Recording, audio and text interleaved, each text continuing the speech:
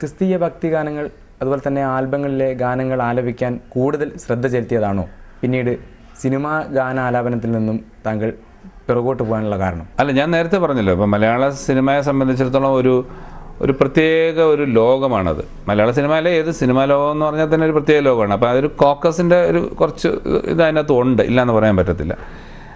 ഇപ്പോൾ എന്നെ സംബന്ധിച്ചിടത്തോളം ഞാൻ പറയില്ല, ഞാൻ ഗാനമേളകളിൽ കൂടി സിനിമയിൽ വന്ന് സിനിമയിൽ നിന്ന് കാസറ്റ് രംഗം 82 മുതലാണ് ഇവിടെ പ്രൈവറ്റ് കാസറ്റ് കമ്പനികൾ കേരളത്തിലുണ്ടാവുന്നത്. ആദ്യം HMV, ഇൻട്രക്കോ അങ്ങനെയൊക്കെയുള്ള കമ്പനികളെ ഉണ്ടായിരുന്നുള്ളൂ. അത് കഴിഞ്ഞ് തരങ്കിണി വന്നു. തരങ്കിണി വന്നപ്പോഴും തരങ്കിണി മാർക്കറ്റ് ചെയ്യുന്ന എല്ലാം ദാസേട്ടൻ്റെ പാട്ടുകളാണ്. വേറൊരു പാട്ടുകാരിയോ പാടുന്ന പാട്ടുകൾ അവിടെ ഇല്ലായിരുന്നു അന്ന്. അതിനെല്ലാം ആർക്കും വേണ്ടായിരുന്നതിന്. കാരണം കേരളം അങ്ങനെ ആയിരുന്നു, യേശുദാസിൻ്റെ പാട്ടുകൾ മതി.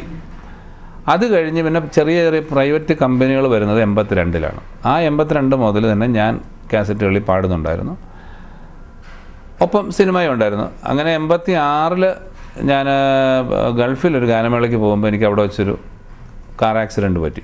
വളരെ ഗുരുതരമായിട്ടുള്ളൊരു ആക്സിഡൻ്റ് ആയിരുന്നു.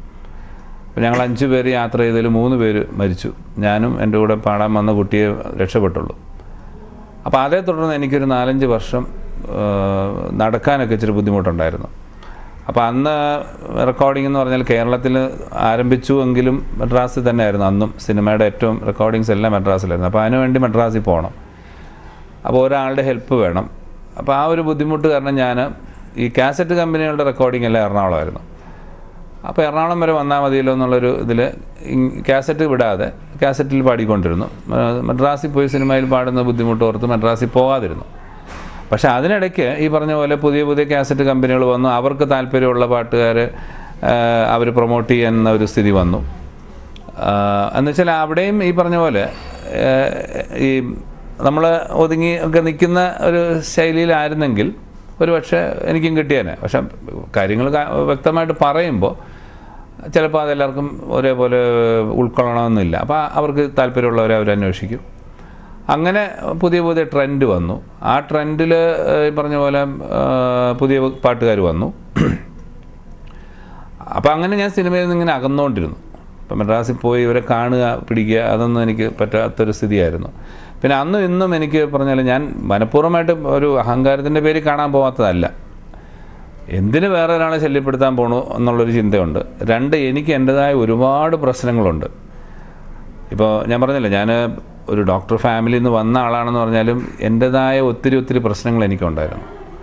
എൻ്റെതായ ഒരു ജീവിതം ഉണ്ടാക്കിയെടുക്കാനാണ്. അപ്പോൾ അതിനുവേണ്ടി ഞാൻ അങ്ങോട്ട് ഓടും ഇങ്ങോട്ട് ഓടി. അപ്പോൾ എനിക്കിതിനൊന്നും സമയം ഉണ്ടായിരുന്നില്ല. മെയിനായിട്ട് ഇവരെയൊക്കെ പോയി കാണുക, ഇവരെയൊക്കെ പോയി ദിവസം കാരണം ഒരു പ്രാവശ്യം കണ്ടു, ശരി മോനെ നോക്കട്ടെ, അടുത്ത പ്രാവശ്യം ആവട്ടെ നോക്കട്ടെ എന്നൊക്കെ പറഞ്ഞ് വിടും.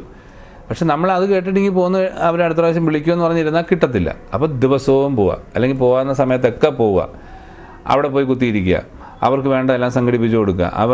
അങ്ങനെയൊക്കെ ഉള്ളൊരു ചുറ്റുവട്ടം ഉണ്ട്, അതുണ്ടായിരുന്നു. അപ്പോൾ അതിനെനിക്ക് സമയം ഉണ്ടായിരുന്നില്ല. അത് കാരണം ഞാൻ ഇച്ചിരി ഒന്ന് അകന്നുപോയി. അങ്ങനെ ഞാൻ 86 മുതൽ 91 വരെയുള്ള കാലഘട്ടത്തിൽ പൂർണ്ണമായിട്ടും സിനിമയിൽ നിന്നങ്ങ് മാറിപ്പോയി.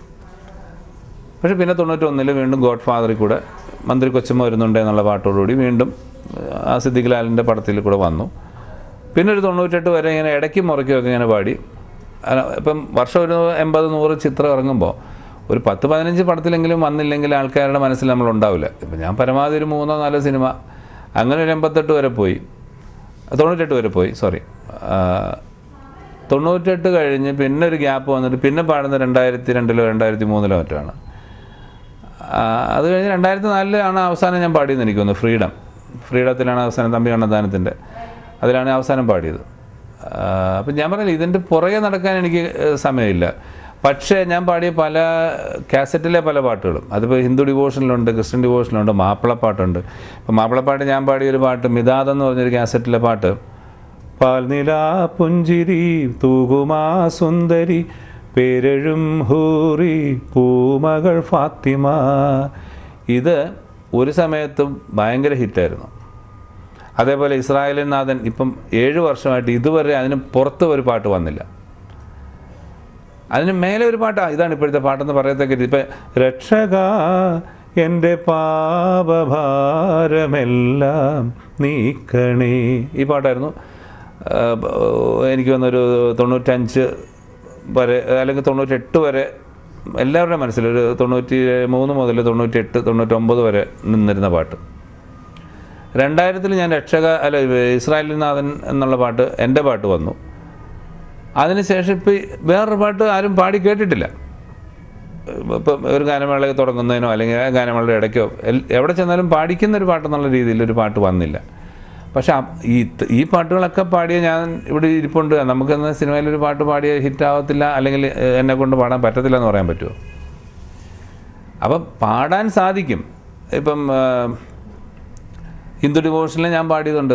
ഞാൻ 82 മുതൽ 92 വരെയുള്ള 10 വർഷം എല്ലാ വർഷവും എൻ്റെ ഒരു അയ്യപ്പ കാസറ്റ് ഉണ്ടായിരുന്നു. ഏതെങ്കിലും ഒരു കമ്പനിക്കാർ സ്ഥിരമായിട്ട് ഇറക്കിയിട്ടുള്ളവരുണ്ട്. അതിനകത്ത് മകരസംക്രമ പുലരി പാടി സ്വാമിയേ അയ്യപ്പ, പമ്പാ നദിയിലെ ഓളങ്ങൾ പാടി സ്വാമിയേ അയ്യപ്പ, ഇങ്ങനൊരു പാട്ട് അന്ന് ഒത്തിരി ശ്രദ്ധിക്കപ്പെട്ട പാട്ട്. അപ്പം എല്ലാ മതവിഭാഗത്തിൻ്റെ പാട്ടുകളും ഞാൻ പാടിയിട്ടുണ്ട്. അറബി പാടിയിട്ടുണ്ട്. അതേപോലെ ഇപ്പോൾ സിനിമയിൽ തന്നെ ആണെങ്കിലും ഇന്ത്യയിലെ ഏറ്റവും പ്രശസ്തനായ സംഗീത സംവിധായകരിൽ ഒരാളാണ് ബോംബെ രവി. അദ്ദേഹം സംഗീതം ചെയ്ത 5 സ്റ്റാർ ഹോസ്പിറ്റൽ എന്ന പടത്തിൽ അതേ പറഞ്ഞാൽ എൻ്റെ ഭാഗ്യത്തിന് എനിക്ക് കിട്ടിയൊരു പാട്ടാണ്. ഒരു സെമി ക്ലാസിക്കലാണ്. അപ്പോൾ സെമി ക്ലാസിക്കൽ ഞാൻ പാടില്ല, അല്ലെങ്കിൽ പുള്ളി ശരിയാവില്ല എന്നൊക്കെ പറഞ്ഞിട്ടുള്ള ആൾക്കാരുണ്ട്, പറയുന്നവരുമുണ്ട്. ഞാൻ പറഞ്ഞില്ല, ഞാൻ സംഗീതത്തിലൊരു അപാരമായ കഴിവുള്ള ആളൊന്നുമല്ല. പക്ഷേ എന്തോ ദൈവാധീനം കൊണ്ട് അത്യാവശ്യമൊക്കെ പാടിപ്പോകുന്നൊരു വ്യക്തിയാണ്. അപ്പോൾ അതിനകത്ത് പറഞ്ഞാൽ ഈ പാട്ടും 98 99 ഞാൻ പാടുന്നത് എനിക്ക് തോന്നുന്നു.